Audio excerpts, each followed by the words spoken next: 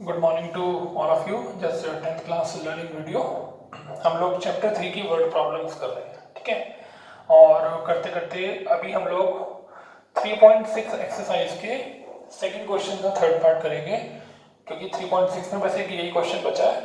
Last video में हमने up stream, down stream और वन डे वर्क वाले ये 3 क्वेश्चन बड़े इंपॉर्टेंट किए थे। आज के तीनों क्वेश्चन भी बहुत इंपॉर्टेंट है, ठीक है। तो ध्यान से ये 3 क्वेश्चन समझने हैं और उनको सीखना है, प्रैक्टिस करनी है।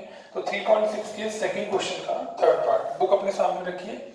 रोही travels 300 kilometre to her home partly by train and partly by bus. क्या मतलब हुआ? रोही को अपने घर पहुंचना है और उसका घर 300 किलोमीटर दूर है, ठीक है। कुछ डिस्टेंस वो ट्रेन से कवर करती है और कुछ डिस्टेंस वो बस से कवर करती है। शी टेक्स 4 आवर्स, उसे 4 घंटे लगते हैं। अगर 300 में से वो 60 किलोमीटर तो ट्रेन से चले एंड रिमेनिंग बस से चले। अब 300 में से अगर वो 60 ट्रेन से चलेगी तो 240 रिमेनिंग बच गया, वो बस से चलेगी।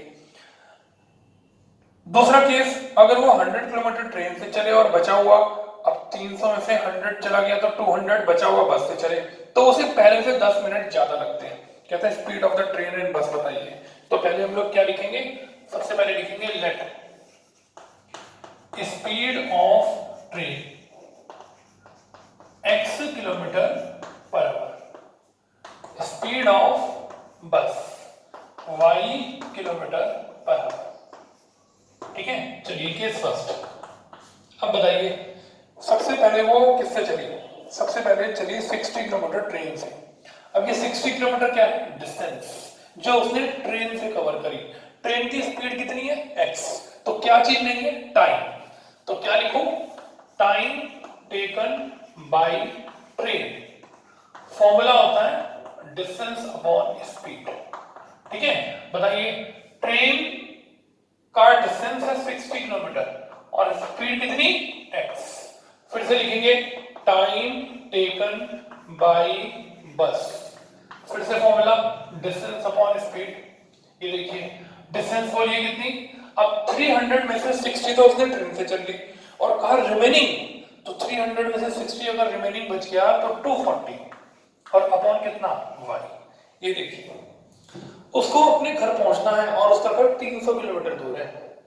300 किलोमीटर में से 60 किलोमीटर वो ट्रेन से चली और 300 में से 60 गया 240 वो बस से चली। ट्रेन की स्पीड x है और बस की स्पीड y है। तो ये आपने क्या निकाल लिया कि ट्रेन ने उसके घर तक पहुंचाने में कितना टाइम लिया और बस ने कितना टाइम लिया, और दोनों ने मिलाकर कितने घंटे लिया? 4 घंटे। ये क्वेश्चन में दिया हुआ है। तो क्या लिखेंगे? Therefore 60 upon x plus 240 upon y और इक्वल 4। ये आपकी पहली इक्वेशन तैयार। देखिए ध्यान से, कुछ समझ में आया? केस सेकंड चलते हैं। 60 की बजाय अब देखिए वो ट्रेन से कितने किलोमीटर चलती है? देखिए कितना लिखा हुआ है, ट्रेन से चलती वो 100 किलोमीटर। तो क्या लिखें? अब सेकंड केस में टाइम टेकन बाय ट्रेन। फिर से वही फॉर्मूला डिस्टेंस अपॉन स्पीड। पहले 60 किलोमीटर चली थी, अब 100 किलोमीटर चल रही है। तो 300 में से 100 किलोमीटर चला गया तो बचा हुआ 200 वो बस से चलेगी। तो मैं ये टाइम निकाल रहा हूं ट्रेन का, डिस्टेंस अपॉन स्पीड। बताइए ट्रेन की स्पीड कितनी थी? x hours.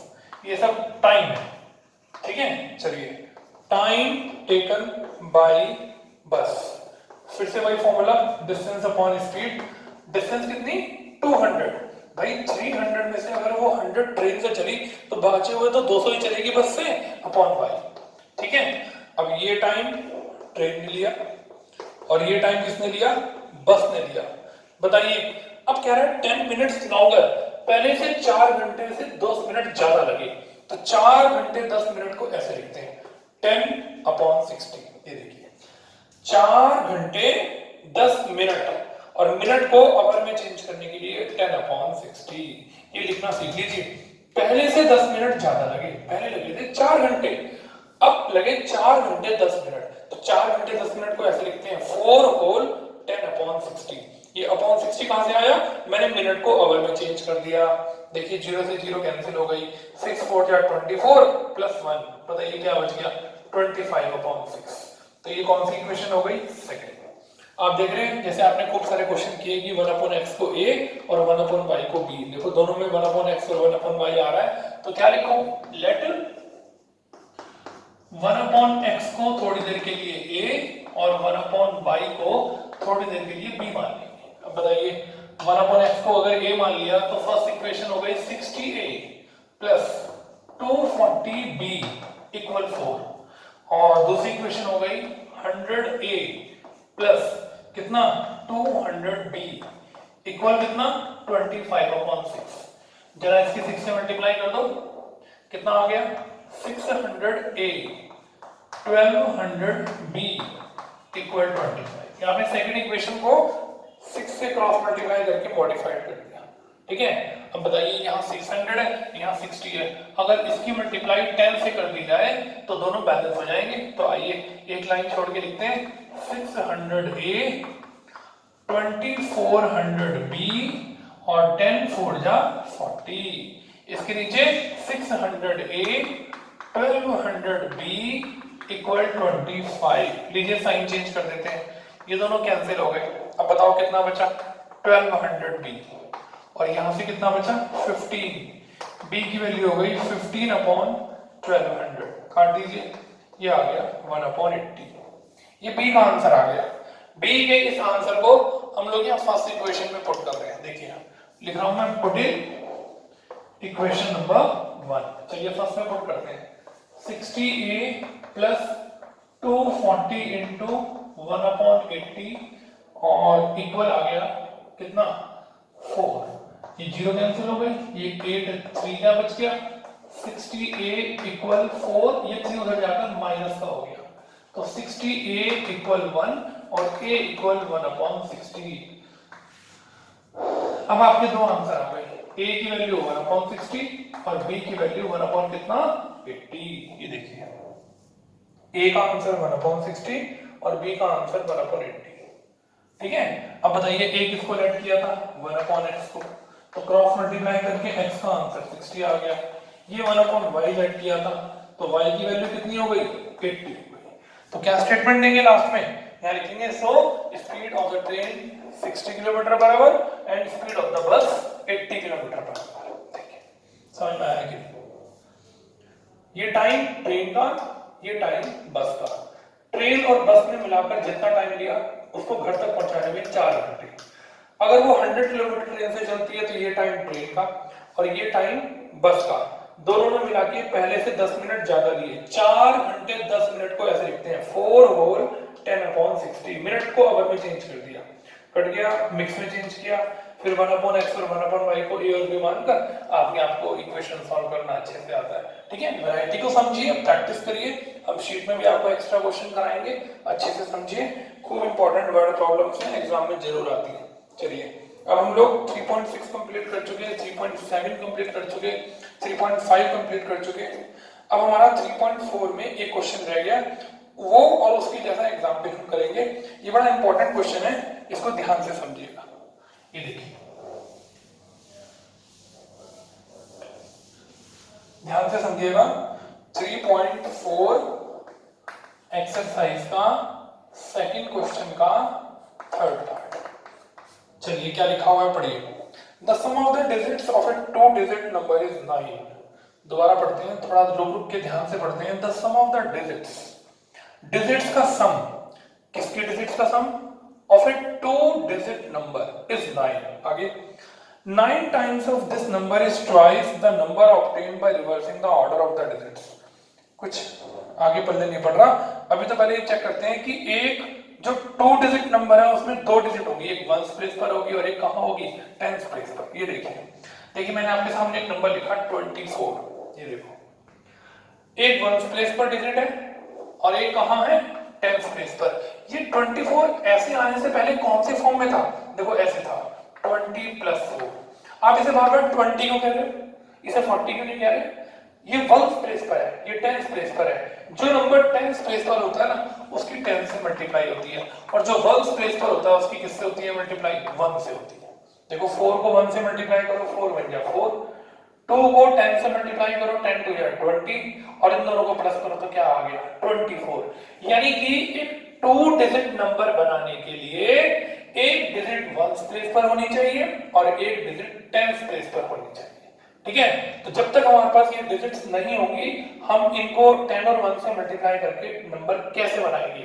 तो सबसे पहला काम हमारा है let the digit at ones place equal x and let the digit at tenth place equal y। अब देखो मैं आपके सामने क्या लिखा हूं, सो ओरिजिनल नंबर। अब देखिए टू डिजिट नंबर कैसे बनता है बताइए। आपने वंस प्लेस पर किसको माना, x को, जैसे यहां वंस प्लेस पर कौन था 4, टेंथ प्लेस पे किसको माना y को, और यहां टेंथ प्लेस पे कौन था 2। तो जो नंबर, देखिए प्लस का साइन लगाया मैंने बीच में, जो नंबर वंस प्लेस पर होगा उसकी मल्टीप्लाई 1 से होगी और जो नंबर टेंथ प्लेस पर होगा उसकी मल्टीप्लाई 10 से होगी। तो 10 को y से मल्टीप्लाई 10y प्लस x को 1 से मल्टीप्लाई x। मुझे अगर x और y की वैल्यू पता होती, जैसे यहाँ 4 और 2 पता है, तो मेरा आंसर 24 या कुछ ऐसा आ जाता। अभी मेरा ओरिजिनल नंबर क्या बन गया 10y प्लस x। अब जब मैं लास्ट में x और y का आंसर निकाल लूंगा ना, तो क्या होगा, मैं यहाँ पर वैल्यू पुट करूंगा तो मेरा आंसर आ जाएगा। ठीक है, आया समझ में। जैसे हमने वो क्वेश्चन किया था अप स्ट्रीम डाउन स्ट्रीम वाला, तो तैरने वाले की स्पीड को पहले लिया था और स्ट्रीम की स्पीड को बाद में लिया था, डाउन में प्लस किया था, अप में माइनस। ऐसा क्वेश्चन देखते ये काम तो जरूर करना है। ऐसे इस तरह के क्वेश्चन देखकर सबसे पहले डिजिट को वंस प्लेस पे लेट करना है, टेंथ प्लेस पे लेट करना है और फिर ओरिजिनल नंबर बनाना है। इतना काम तो हर हालत में इस तरह के क्वेश्चन में करना ही करना है। तो वंस प्लेस वाले की मल्टीप्लाई 1 से, टेंथ प्लेस वाले की मल्टीप्लाई 10 से। देखो दोनों को प्लस करेंगे तो हमारा आंसर आ गया 10y प्लस। आप कोई और नंबर लो, 73 ले लो, ये वंस प्लेस पर है, ये टेंस। बताओ 3 को 1 से मल्टीप्लाई करो और 7 को 10 से मल्टीप्लाई करो, तो 10 7 जा 70, 3 बन जा 3। बताओ दोनों को प्लस करके 73 आ गया कि नहीं आ गया। ठीक है, आई बात समझ में। तो ये नंबर ओरिजिनल नंबर ऐसे बनता है, टेंथ प्लेस वाले की 10 से, वंस वाले की 1 से। अब पढ़ते हैं ध्यान से क्वेश्चन को। अब देखो अभी मैं क्वेश्चन को पढ़ने से एक इंपॉर्टेंट पॉइंट आपको और डिस्कस कर लूं। ये दोनों डिजिट्स हैं और ये उनसे मिलकर बनने वाला ओरिजिनल नंबर है। दोबारा सुनो, 2 और 4 डिजिट्स हैं, 2 और 4 डिजिट्स हैं, लेकिन 24 एक 2 डिजिट नंबर है। 24 2 डिजिट नंबर है लेकिन 2 और 4 उसकी डिजिट्स हैं। ये बात आप ध्यान रखिएगा, तभी आपको क्वेश्चन अच्छे से समझ में आएगा। आइए पढ़ते हैं क्या लिखा हुआ है। देखना क्या लिखा है, the sum of the digits. Digits बताओ भाई, डिजिट्स क्या है, x और y, इन दोनों का क्या सम। देखो लिखा the sum of the digits, किसके डिजिट्स, जो 2 डिजिट नंबर आपने बनाया उसकी डिजिट्स कौन कौन है, x और y, उन दोनों का सम क्वेश्चन में क्या दिया हुआ है 9। देखा कितनी आसानी से एक लाइन का मीनिंग अगर हमने समझा तो हमें क्वेश्चन की फर्स्ट इक्वेशन तैयार हो गई। आगे also 9 times of this number, second case पढ़ते हैं। 9 times of this number, ये जो आपने नंबर बनाया this number, आगे क्या लिखा हुआ है इंग्लिश में, is twice। देखो twice 2 into the number obtained by reversing the order of the digits। Reversing, अभी आपने नंबर लिखा था 24, जरा इसको रिवर्स करो तो क्या हो गया 42। जो नंबर 1 प्लेस पर था वो 10th प्लेस पर चला गया और जो नंबर 10th प्लेस पर था वो 1 प्लेस पर चला गया। ठीक है, अब बताओ y की जगह तो x आ गया और x की जगह क्या आ गया, y आ गया। देखो नंबर का उल्टा हो गया, पहले आप 10 को 2 से मल्टीप्लाई कर रहे थे लेकिन आप 10 को 4 से कर रहे हो। ये देखो तो डिजिट्स ने अपना नंबर चेंज कर लिया तो ओरिजिनल नंबर का रिवर्स हो गया। तो 10y प्लस x, भैया जो भी नंबर 10th प्लेस पर आएगा उसकी 10 से मल्टीप्लाई हो जाएगी। तो बताइए y की जगह अब कौन आ गया x और x की जगह कौन आ गया y, नंबर पलट गया तो नंबर हो गया 10x प्लस y। अब मैं आपको दोबारा से लाइन पढ़ के सुनाता हूं, 9 टाइम्स ऑफ दिस नंबर। देखो दिस नंबर, ये जो आपने नंबर बनाया this number is twice the number obtained by reversing the order of the digits. Reversing of the digits, ये देखिए अंदर 9 की मल्टीप्लाई करिए, 90 बाई 9x 20x 2y, ये देखो। ठीक है, अब 9x 90y इस 2y को इधर ले आओ और 20x इस 9x को इधर ले जाओ, यहां बच गया 11x और यहां बच गया 88y। 11 का टेबल चलाओ, x की वैल्यू बोलो क्या हो गई 8y, ठीक है। इसको लिख दो, पुट इन इक्वेशन नंबर 1। इस आंसर को आप इक्वेशन नंबर 1 में पुट कर देंगे तो हमारे पास जल्दी से आंसर आ जाएगा। आइए देखते हैं, x का ये आंसर है 8y, तो मैं इस इक्वेशन नंबर 1 में पुट कर रहा हूं।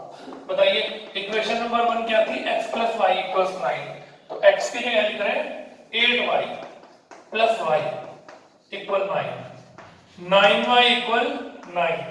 बताओ y का आंसर क्या आ गया 1, ठीक है। y के इस आंसर को लिखते हैं पुट इन इक्वेशन नंबर 2। तो बताइए सेकंड इक्वेशन क्या है, 8 × 1, x की वैल्यू 8 आ गई। अब लिखेंगे सो ओरिजिनल नंबर। बताइए ऊपर हम ओरिजिनल नंबर क्या मानकर चले थे, एग्जाम में ना बच्चे x का आंसर और y का आंसर निकालकर छोड़कर आ जाते हैं, ऐसा नहीं करना, ओरिजिनल नंबर निकालना है। बताइए ओरिजिनल नंबर क्या था 10y + x। अब बताइए 10, y की जगह क्या लिखूं 1, x की जगह 8। बताओ 10 बन गया 10 और +8, बताओ भाई क्या आंसर आ गया 18। देखो आइए चेक करते हैं कि हमारा आंसर ठीक है या गलत है। बताइए 18 में डिजिट्स कौन कौन सी हैं 1 और 8। बताइए 1 और 8 का सम कितना है 9, ठीक है। अब 18 को 10 से 9 से मल्टीप्लाई करते हैं तो 162 आएगा। 18 को अगर 9 से मल्टीप्लाई करें तो 162 आएगा। अब जरा 18 का उल्टा कर दो 81 का ट्वाइस करो तो भी 162 आएगा। तो इस नंबर का 9 टाइम्स और उसके उल्टे का ट्वाइस हमेशा आपस में कैसे है इक्वल है। देखो आइए कहानी समझते हैं।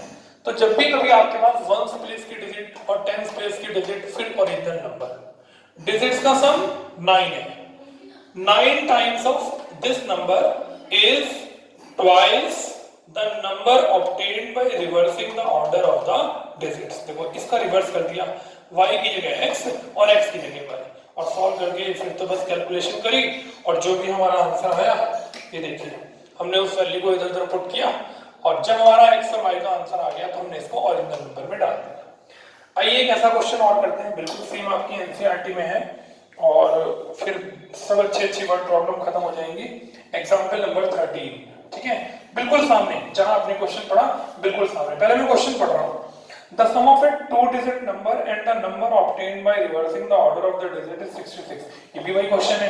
तो जब मुझे पता चला कि वैसा ही क्वेश्चन है तो सबसे पहले मैं क्या लिखूंगा, let the digit at 1's place x and the digit at 10's place y, so original number 10y plus x, ठीक है।